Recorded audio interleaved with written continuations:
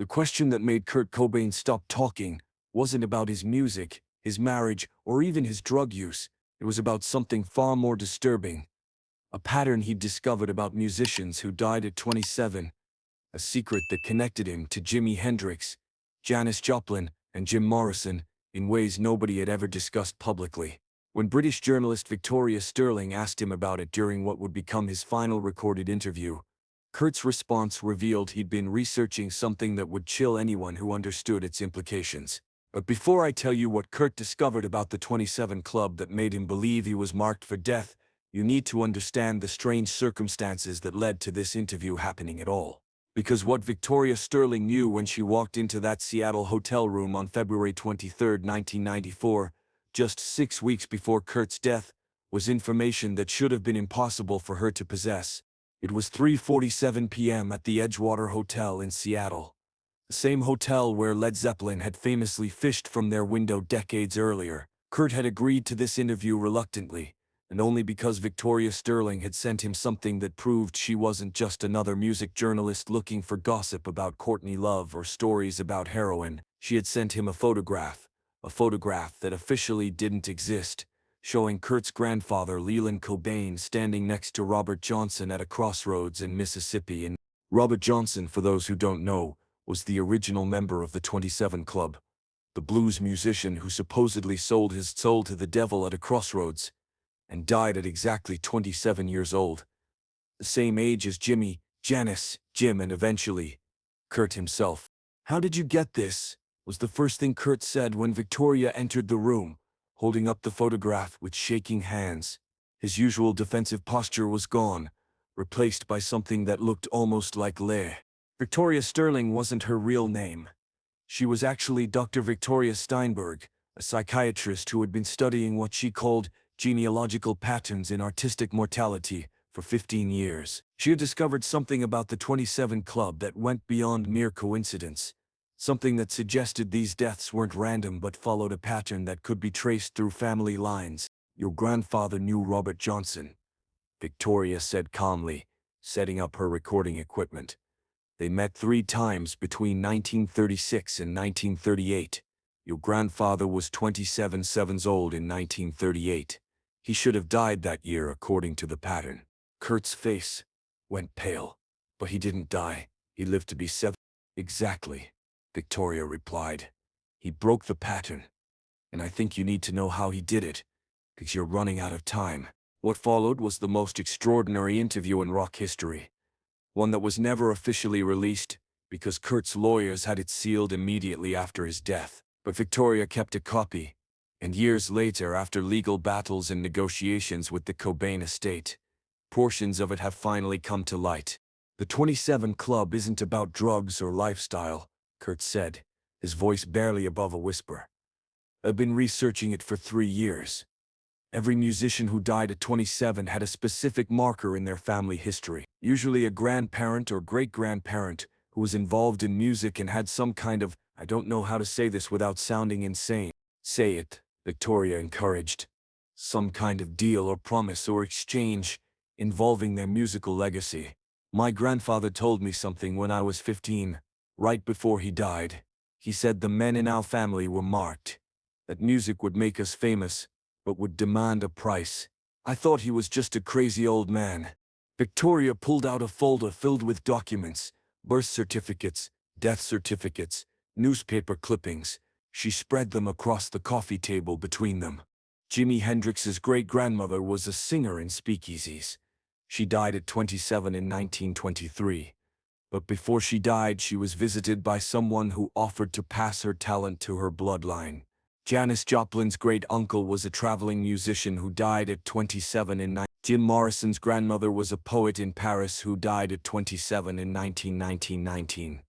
"Do you see the pattern?" Kurt studied the documents with increasing agitation. "This is insane. You're talking about some kind of generational curse." "I'm talking about documented patterns," Victoria corrected. "In each case, someone in the bloodline was offered exceptional musical talent in exchange for a predetermined lifespan. The talent passes down, but so does the debt. Unless what? Unless someone finds a way to break the pattern." like your grandfather did. Kurt leaned forward, his eyes intense. How? How did he break it? Victoria pulled out another photograph. This one showed Leland Cobain at what appeared to be a recording studio, but the image was strange. There were symbols drawn on the walls, and in the background, barely visible, was a figure whose face was obscured by shadow. Your grandfather recorded something, Victoria said. A song that was never released. He recorded it on his 27th birthday at exactly 3:00 a.m. The master tape was supposed to be destroyed, but he kept it. He believed that recording this specific song, at this specific time, transferred the debt from him to the recording itself.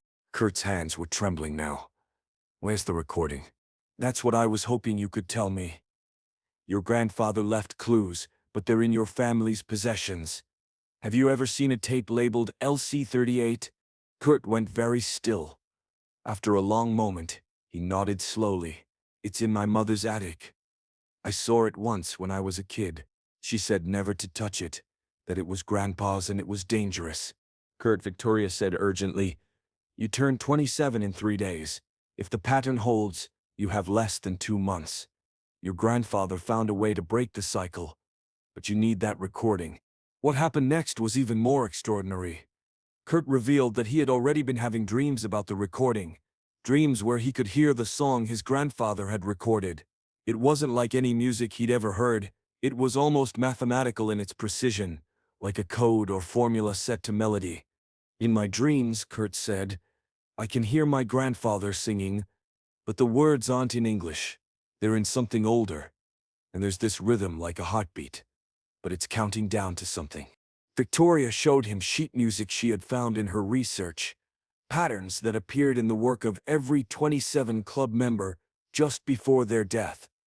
The same chord progressions, the same rhythmic patterns, didn't in their final recording. All apologies, has it, Kurt admitted.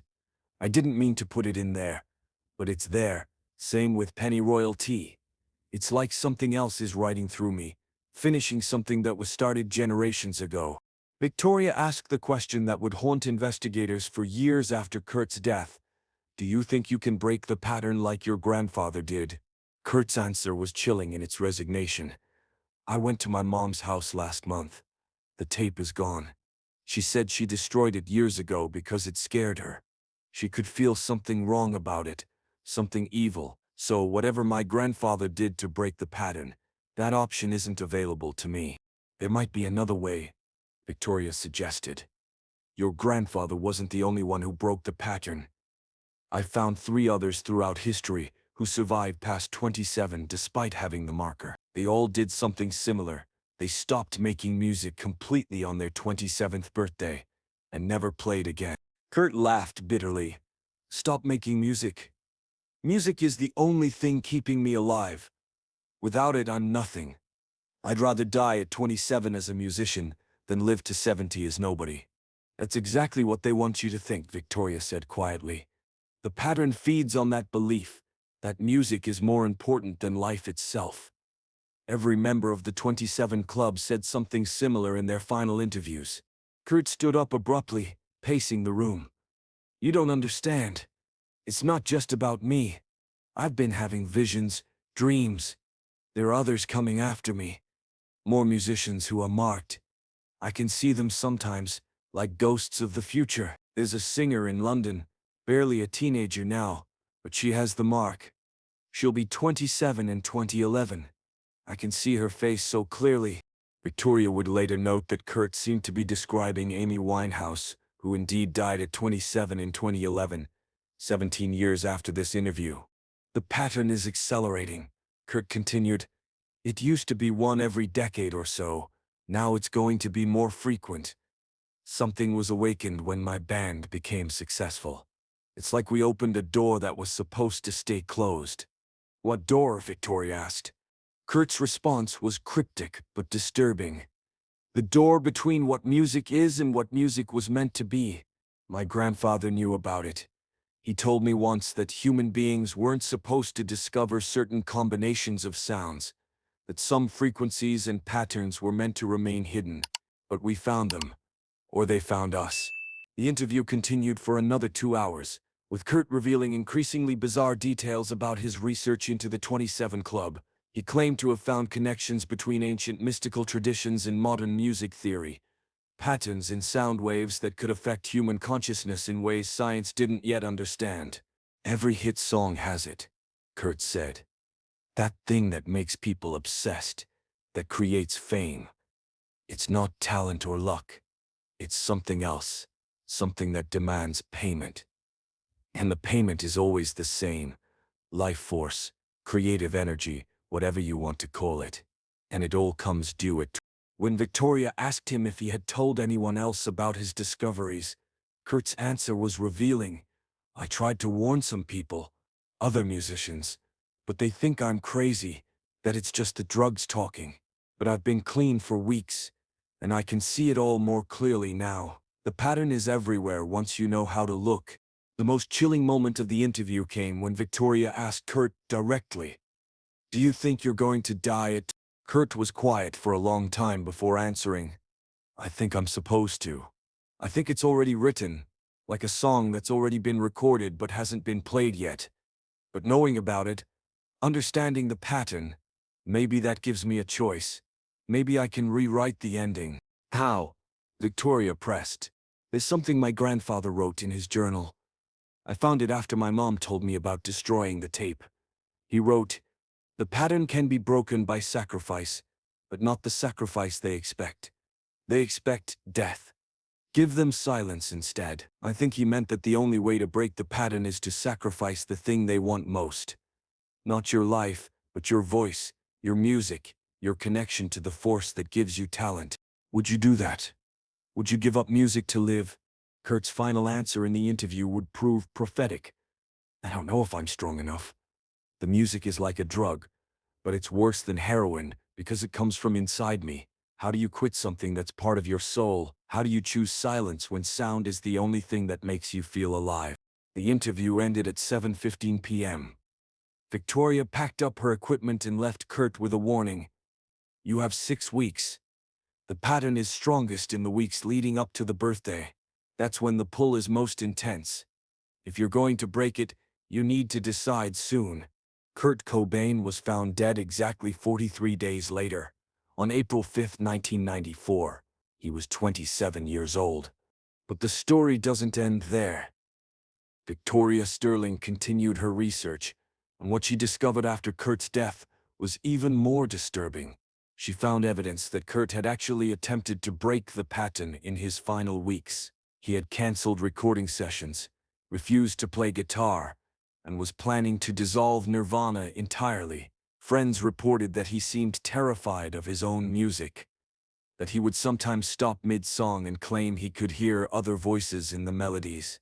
The suicide note found with his body contained a line that investigators couldn't understand at the time, but makes sense in context of the interview.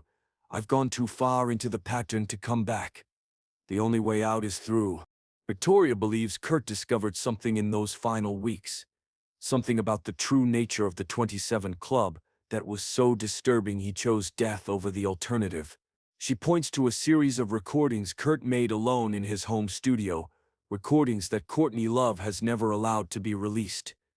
Those who have heard them describe them as deeply unsettling and unlike anything Kurt ever recorded.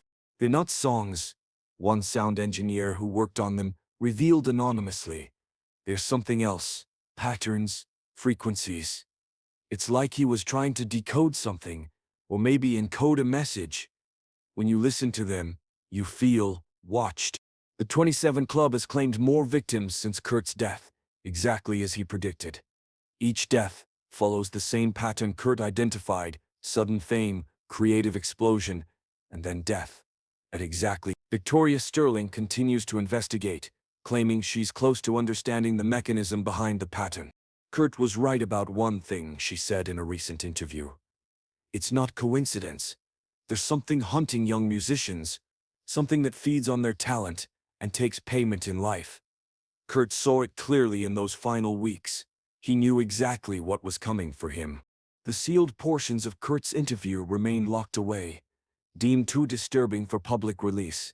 But those who have heard the full recording say Kurt revealed specific names of future 27 Club victims, predictions that have proven frighteningly accurate. He also described encounters with what he called the collectors, entities he claimed to see in his peripheral vision, always present at concerts and recording sessions, waiting. If Kurt's theories were correct, the 27 Club isn't a coincidence or even a curse, it's something far more deliberate and sinister, and according to his predictions, it's far from over. The pattern continues, waiting for the next talented musician to reach that fatal age, the next payment in an agreement made generations ago that nobody fully understands. The question remains, could Kurt have broken the pattern if he'd been stronger, if he'd chosen silence over death?